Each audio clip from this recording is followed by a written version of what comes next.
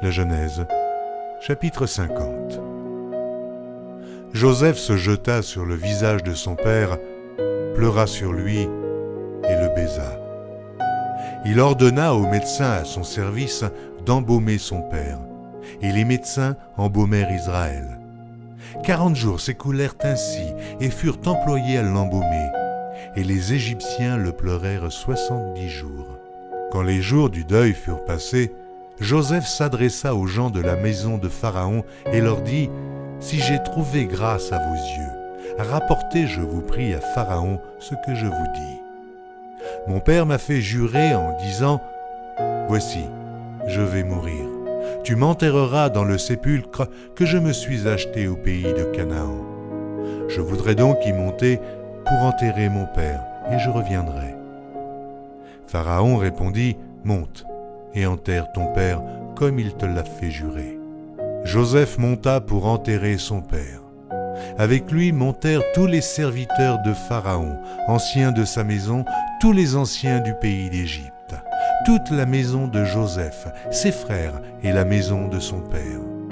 On ne laissa dans le pays de Goshen que les enfants, les brebis et les bœufs. Il y avait encore avec Joseph des chars et des cavaliers, en sorte que le cortège était très nombreux. Arrivés à l'ère d'Atad, qui est au-delà du Jourdain, ils firent entendre de grandes et profondes lamentations. Et Joseph fit en l'honneur de son père un deuil de 7 jours. Les habitants du pays, les Cananéens, furent témoins de ce deuil dans l'ère d'Atad, et ils dirent : « Voilà un grand deuil parmi les Égyptiens. » C'est pourquoi l'on a donné le nom d'Abel Mitzraïm à cette ère qui est au-delà du Jourdain. C'est ainsi que les fils de Jacob exécutèrent les ordres de leur père. Ils le transportèrent au pays de Canaan et l'enterrèrent dans la caverne du champ de Macpéla, qu'Abraham avait acheté d'Éphron le Héthien comme propriété sépulcrale qui est vis-à-vis de Mamré. Joseph, après avoir enterré son père, retourna en Égypte avec ses frères et tous ceux qui étaient montés avec lui pour enterrer son père.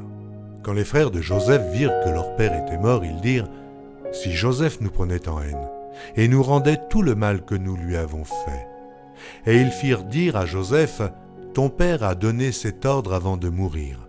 Vous parlerez ainsi à Joseph : Oh, pardonne le crime de tes frères et leurs péchés, car ils t'ont fait du mal. Pardonne maintenant le péché des serviteurs du Dieu de ton père. » Joseph pleura en entendant ces paroles.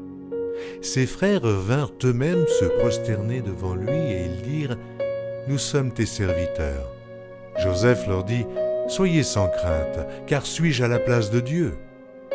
Vous aviez médité de me faire du mal. Dieu l'a changé en bien, pour accomplir ce qui arrive aujourd'hui, pour sauver la vie à un peuple nombreux. Soyez donc sans crainte, je vous entretiendrai, vous et vos enfants. » Et il les consola en parlant à leur cœur. Joseph demeura en Égypte, lui et la maison de son père. Il vécut 110 ans. Joseph vit les fils d'Éphraïm jusqu'à la 3e génération, et les fils de Makir, fils de Manassé, naquirent sur ses genoux. Joseph dit à ses frères : « Je vais mourir, mais Dieu vous visitera, et il vous fera remonter de ce pays-ci dans le pays qu'il a juré de donner à Abraham, à Isaac et à Jacob. » Joseph fit jurer les fils d'Israël en disant : « Dieu vous visitera, et vous ferez remonter mes eaux loin d'ici. » Joseph mourut âgé de 110 ans. On l'embauma et on le mit dans un cercueil en Égypte.